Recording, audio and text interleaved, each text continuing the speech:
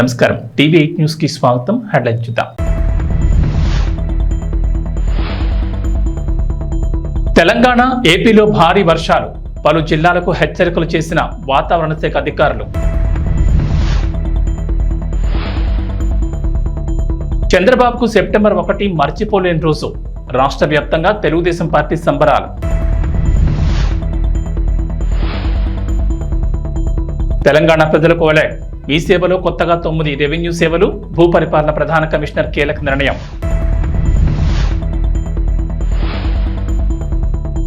ఏపీలో రేషన్ కార్డులు ఉన్న వారికి గుడ్ న్యూస్, సెప్టెంబర్ నెల బియ్యంతో పాటుగా పంచదార పంపిణీకి చర్యలు.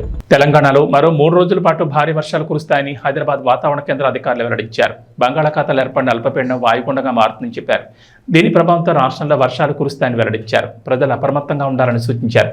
బంగాళాఖాతంలో ఏర్పడిన అల్పపీడనం పశ్చిమ వాయు దిశగా ఉత్తరాంధ్ర, దక్షిణ ఒడిశా తీరాల వైపు కదులుతూ వాయుగుండంగా బలపడే అవకాశం ఉందని వాతావరణ శాఖ అంచనా వేస్తోంది.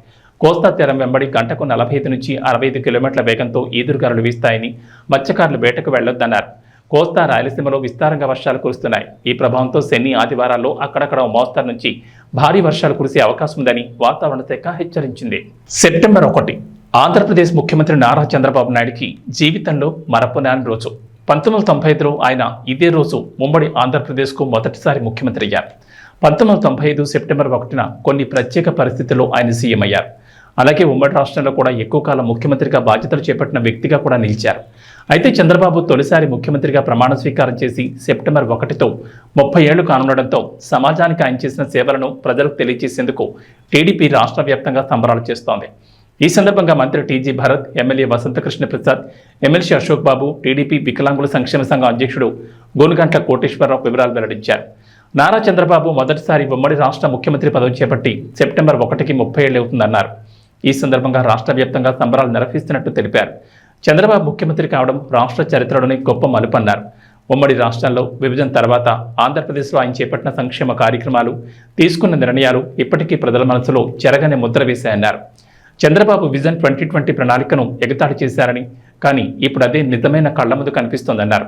అయితే 2 రోజుల క్రితం జరిగిన కేబినెట్ భేటీలో ఈ అంశం చర్చకు రాగా మంత్రులందరూ చంద్రబాబుకు ముందుగానే శుభాకాంక్షలు తెలిపారు. తెలంగాణలోని మీ సేవా కేంద్రాలు పౌరులకు పలు రకాలైన ప్రభుత్వ సేవలను అందిస్తున్న సంగతి తెలిసిందే. తాజాగా మీ సేవా కేంద్రాల ద్వారా మరో 9 రకాల సేవలు ప్రజలకు అందుబాటులోకి రానున్నాయి. మండల కేంద్రాల్లోని ఎంఆర్ఓ కార్యాలయాల్లో కాకుండా ప్రజలకు అవసరమైన వివిధ ధృవీకరణ పత్రాలను మీ సేవా కేంద్రాల నుంచి ఆన్లైన్ ద్వారా అందించాలని భూపరిపాలన ప్రధాన కమిషనర్ కీలకంగా నిర్ణయించారు.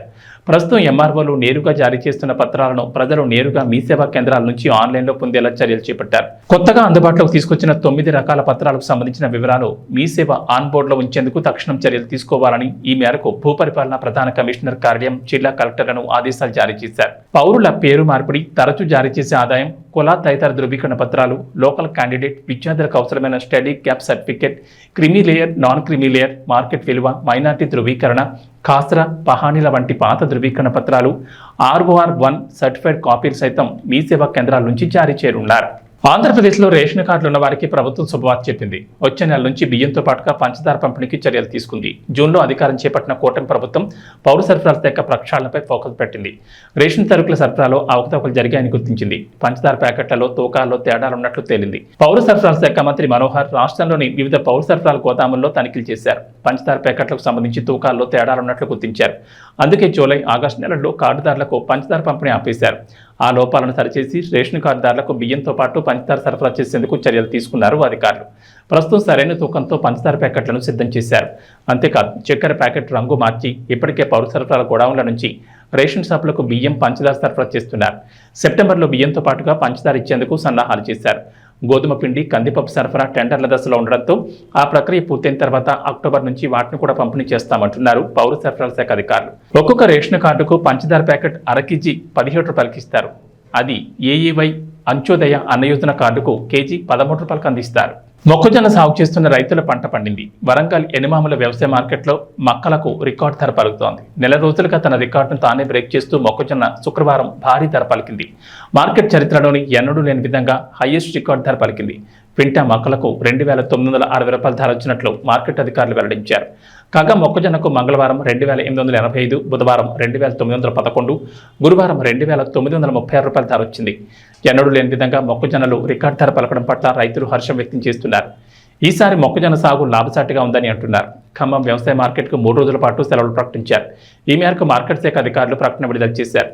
సెప్టెంబర్ 1 తేదీలోపు నేడు సెప్టెంబర్ 1 తేదీలో వారాంతపు సెలవులు కాగా సెప్టెంబర్ 2 అమావాస్య సందర్భంగా సెలవు ప్రకటిస్తున్నట్లు వెల్లడించారు. తిరిగి సెప్టెంబర్ 3 నుంచి మార్కెట్లో క్రయ విక్రయాలు యథావిధిగా కొనసాగుతాయన్నారు.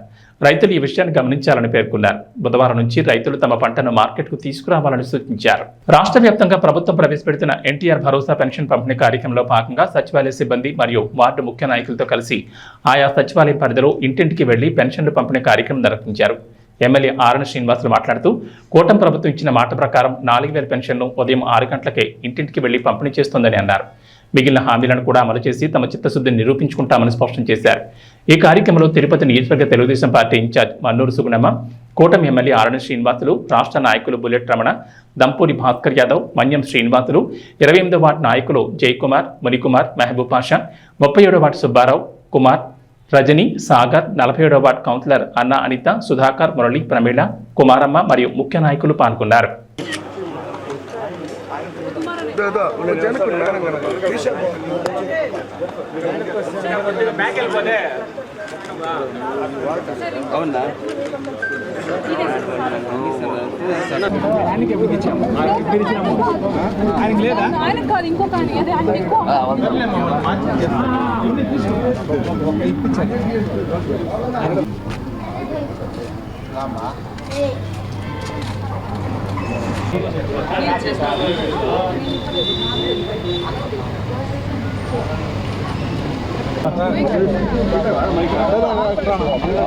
ఆరోగ్యశ్రీ ఇచ్చే అవకాశాలు మనం ఇచ్చేదానికి ఏర్పాటు చేస్తాం.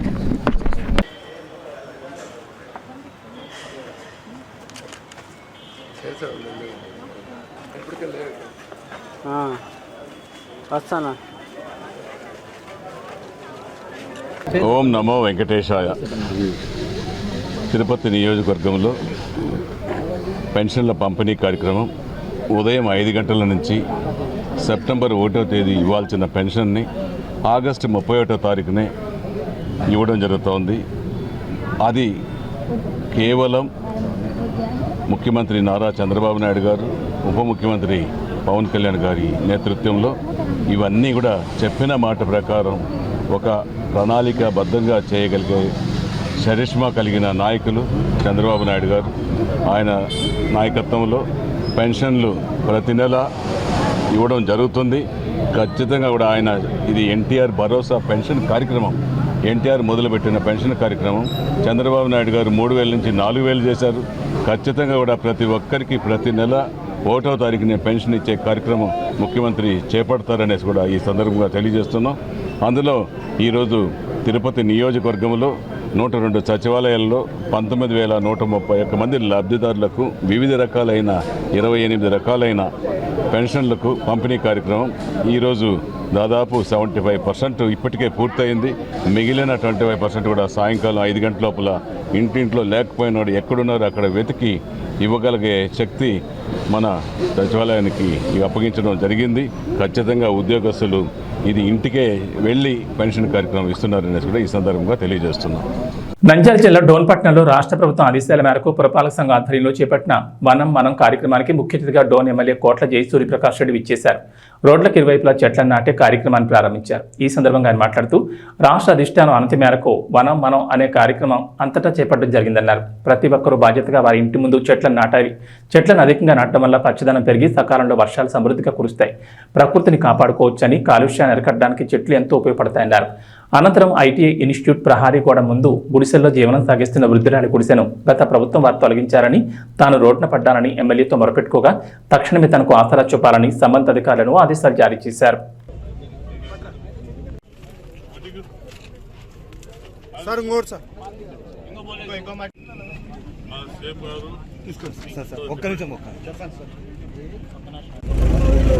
మా ముఖ్యమంత్రి గారు, డిప్యూటీ ముఖ్యమంత్రి గారితో కలిసి కూడా మనం కింద ప్రోగ్రామ్ ఇచ్చారు.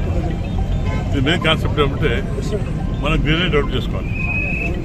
దానివల్ల పొల్యూషన్ కంట్రోల్ అవుతుంది. తద్వారా వర్షాలు పడే మంచి అవకాశం ఉంది. ఎందుకంటే చాలా చోట్ల చెట్టు కొట్టేస్తున్నాం, పొల్యూషన్ అవుతుంది, బాగా పొల్యూట్ అవుతుంది. దాంతోపాటు వర్షాలు కూడా రావట్లేదు. ఎందుకంటే చెట్లు బాగుంటే వాతావరణం చల్లగా ఉంటుంది, చెట్లు కూడా మేఘాలు ఆకర్షించుకొని వర్షం పడే పరిస్థితి ఉంది. అవన్నీ ఏర్పాటు చేయాలి. కాబట్టి తప్పకుండా అందరూ కూడా పెద్ద ఎత్తున ఎవరైతే కొత్త ఇంటి కట్టుకుంటారో ప్రతి ఇంటికి చెట్లు నాటుకోవాలి. ఒక పద్ధతి మీద పోతే మనగా పొల్యూషన్ కంట్రోల్ అవుతుంది. మనకు కూడా సకాలంలో వర్షాలు పడే ఫ్యూచర్లో సకాలంలో వర్షాలు పడే అవకాశం ఉంది. మనకు వర్షాలు లేవు, మన ఋతువాలు మర్చిపోయినాం. సముద్రంలో తుఫాను పెడితే వర్షాలు వస్తున్నాయి. అటు పరిస్థితి లేకుండా అందంగా కష్టపడితే 5-10 ఏళ్ళలో తప్పకుండా మనకు నైరుతి పవనాలు వస్తే మనకు ఋతువాలు వస్తాయి. తద్వారా వర్షం వచ్చే అవకాశం ఉన్నాయి. కానీ అందరూ కూడా నా రిక్వెస్ట్ అంటే ఈ కార్యక్రమంలో జీవితం చేయాలి. అందరూ కూడా రేపొద్దున ప్రతి ఇంటి ముందు చెట్లు ఆడుకుంటూ జరుపుకొని దాన్ని కాపాడితే మన ప్రాంతం బాగుంటుంది, మన ఏరియా బాగుంటుంది, మన శాసనం చెప్పి ఆ తరఫున డోర్ తరఫున ఆంధ్రప్రదేశ్ తరఫున మీకు తెలియజేసుకుంటా. అంతా కూడా ఈ ప్రోగ్రెస్ సక్సెస్ కోరుకుంటున్నాను.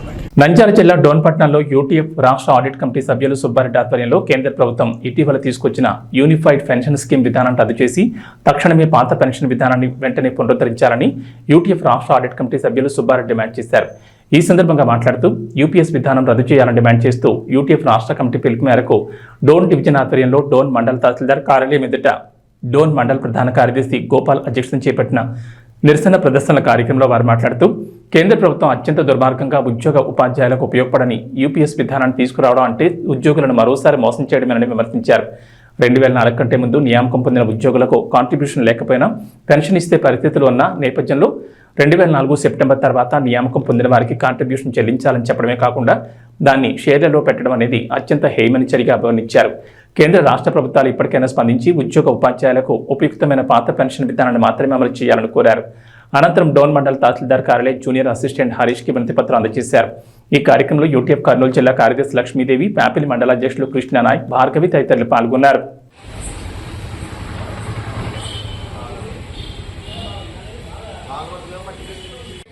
రద్దు చేయాలి, వర్ధిల్లాలి, వర్ధిల్లాలి. యూటీఎఫ్ జిందాబాద్, యూటీఎఫ్ జిందాబాద్, UTF long live, UTF long live. మరి వర్ధిల్లాలి ఆంధ్రప్రదేశ్ రైతు ఫెడరేషన్, యూటీఎఫ్, యూటీఎఫ్, యూటీఎఫ్. ఈరోజు మరి ప్యాబిలి, కృష్ణగిరి, డోన్ మండల ఉపాధ్యాయులకు అందరూ కూడా పేరు పేరున ధన్యవాదాలు తెలుపుకుంటూ ఈ కార్యక్రమాన్ని ముగిస్తున్నాం. Thank you sir. అందరికీ ఇచ్చినటువంటి ఈ సందర్భంగా డోన్ తాలూకా స్థాయిలో అనేక మంది ఉపాధ్యాయులు మరి సిఐటి కార్యకర్తలు అలాగే ఎన్జిఓ నాయకులు వచ్చి ఈ కార్యక్రమానికి హాజరైనందుకు ముందుగా వారికి అందరికీ కూడా ధన్యవాదాలు తెలుపుకుంటూ మరి కేంద్ర ప్రభుత్వం జనవరి 2004 జనవరి 1వ తారీఖు నుంచి ఈ సిపిఎస్ను అమలు చేస్తూ ఉంటే మన రాష్ట్ర ప్రభుత్వం 2004 సెప్టెంబర్ 1 నుంచి ఈ యొక్క సిపిఎస్ను అమలు చేస్తూ ఉంది. ఇక్కడ మనం చూస్తే దాదాపు ఈ కార్యక్రమంలో 15 మంది దాకా ఉన్నట్టున్నారు సిపిఎస్ నుంచి. చాలా సంతోషం. ఇంతవరకు సిపిఎస్ కార్యక్రమాలకు వచ్చినటువంటి ఏ కార్యక్రమం చూసినా కూడా ఏ 2, 3, 4 వచ్చేవాళ్ళు. కానీ ఈరోజు మాత్రం చాలా సంతోషంగా ఉంది. సిపిఎస్ నుంచి కార్యకర్తలు చాలా మంది రావడం జరిగింది. ఇలాగే ఈ కార్యక్రమాలకు ఇంకా మద్దతు ఇవ్వాలని చెప్పేసి మనం కోరుకుంటూ మరి ఈ యొక్క సిపిఎస్ కార్యక్రమం గురించి గత 2018 నుంచి కూడా చాలా ఉధృతంగా మన యూటీఎఫ్ చేస్తూ ఉంది. మరి వైజాగ్ నుంచి ఇటు హిందూపూర్ నుంచి మరి అనేక సార్లు మనము నడకతో విజయవాడకు చేరుకోవడం జరిగింది. దాదాపు 1 రోజుల పాటు కార్యక్రమాన్ని చేపట్టడం జరిగింది. అయినప్పటికీ కూడా ఆ రోజు చంద్రబాబు నాయుడు ఇదే ముఖ్యమంత్రిగా ఉన్నప్పుడు మరి ఎలాంటి మనకు మాట్లాడడానికి అవకాశం ఇవ్వలేదు.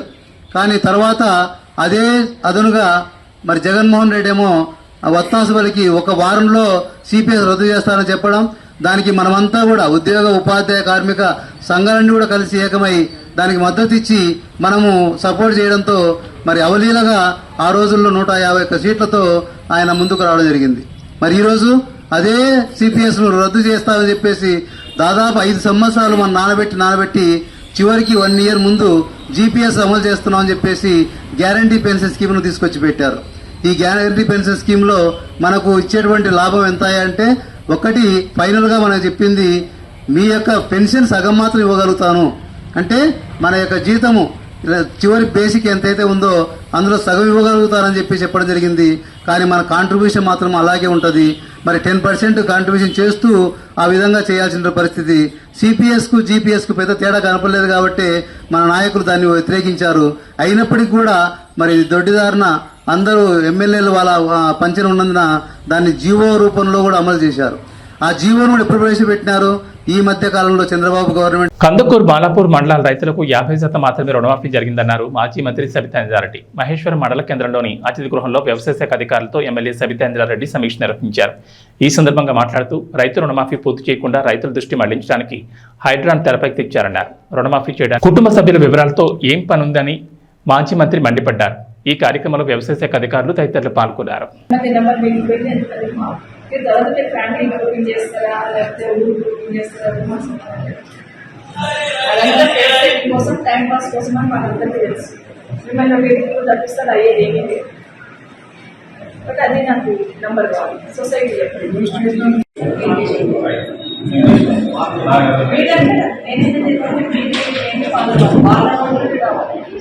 వాళ్ళు తెచ్చుకోలేదు.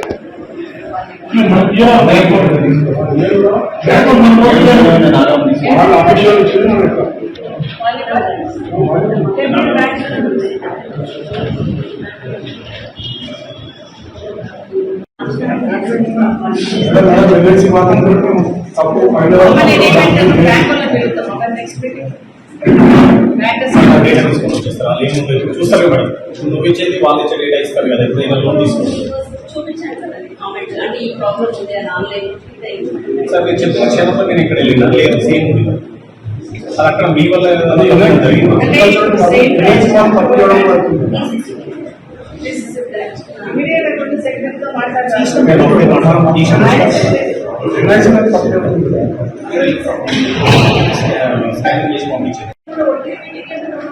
ఈ నంబర్ చెప్పడానికి ఈ నెంబర్ అవసరం లేదు. ఎక్కడైనా చెప్పలేదు. ఇచ్చిన నెంబర్ అడుగుతారు. ఎంతమంది అప్పు తీసుకున్నారనే నెంబర్ అడుగుతున్నారు. మీరు చెప్పండి, మరి ఎంతమంది తీసుకున్నారో చెప్పాలి. నేను ఎన్ని మండల్స్ వాళ్ళు కూడా అక్కడ లెక్కలోకే రాదు. మరి అదేం పద్ధతి మరి ఎందుకు వచ్చినట్టు అయినా ఎందుకు వచ్చినట్టు అని అడుగుతున్నారు. మరి ముఖ్యమంత్రి గారు మొత్తం చేసిన అంటున్నారు. ఎంతమంది తీసుకున్న నెంబరే మీ దగ్గర లేనప్పుడు మొత్తం అయ్యిందని ఎట్లా చూపిస్తుంటారు? మీకు ఇవ్వకూడదని మరి రిస్ట్రిక్షన్స్ లేనప్పుడు మన నంబర్ ఇంటికి ఎందుకు భయపడుతున్నారు? ఎందుకు ఎంత ముందు అవుతుంది? ఒక మీటింగ్కి వస్తున్నప్పుడు మిమ్మల్ని ఏమడుగుతాను? నేను తీసుకున్న నెంబర్ అడుగుతాను.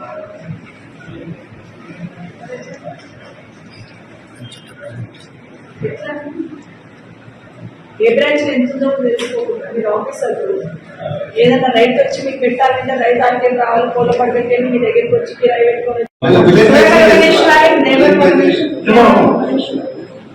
ఫస్ట్ ఫేజ్ లో 2996 మేడం, 14,71,00,000 మేడం.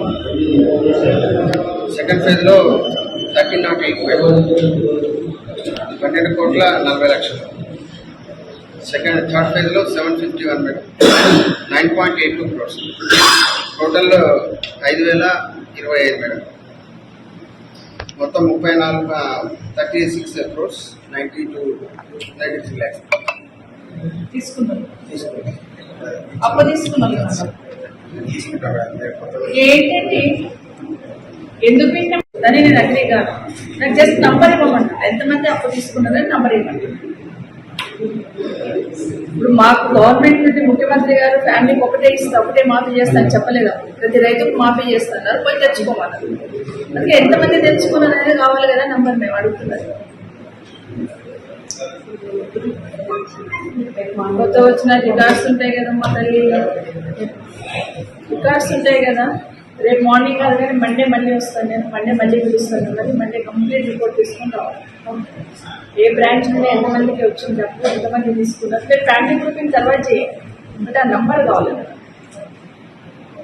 దళపతి విజయ్ గోట్ నుంచి స్పార్క్ సాంగ్ వచ్చిన తర్వాత లుక్స్ మీద దారుణంగా ట్రోలింగ్ వచ్చింది. స్పార్క్ సాంగ్ లో విజయ్ కనిపించిన తీరు, వేసిన స్టెప్లు చూసి అంతా నవ్వుకున్నారు. అయితే గోట్ ట్రైలర్ లోనూ విజయ్ అలా కాస్త కామెడీగా కనిపించాడు. విజయ్ డిఏజ్డ్ లుక్ చాలా ఫన్నీగా ఉండడంతో మళ్ళీ ట్రోలింగ్ జరిగింది. ఈ ట్రోలింగ్ మీద డైరెక్టర్ వెంకట్ ప్రభు మీడియా ఇంట్రాక్షన్ లో చెప్తూనే ఉన్నారు. స్పార్క్ పాటకు జరిగిన ట్రోలింగ్ తర్వాత చాలా రీవర్క్ చేశారట. సోషల్ మీడియాలో దళపతి విజయ్ మీద ట్రోలింగ్ బాగానే జరుగుతుంటుంది. తమిళ వర్సెస్ తెలుగు, టాలీవుడ్ వర్సెస్ కోలీవుడ్ అని వచ్చినప్పుడల్లా విజయ్ మీద ట్రోలింగ్ ఎక్కువగా జరుగుతుంది. రీమేక్ స్టార్ అని మన వాళ్ళు ట్రోలింగ్ చేస్తూ ఉంటారు. ఇక మహేష్ బాబు సినిమాలన్నీ అక్కడ రీమేక్ చేసి వాటిని చెడగొట్టారంటూ టాలీవుడ్ ఆడియన్స్ ట్రోల్ చేస్తూ ఉంటారు. విజయ్ లుక్స్, యాక్టింగ్, డాన్స్ మీద తెలుగు నెటిజన్లు ఎక్కువగా ట్రోలింగ్ చేస్తూ ఉంటారు. ఇవి బులెటిన్ విశేషాలు. నమస్కారం.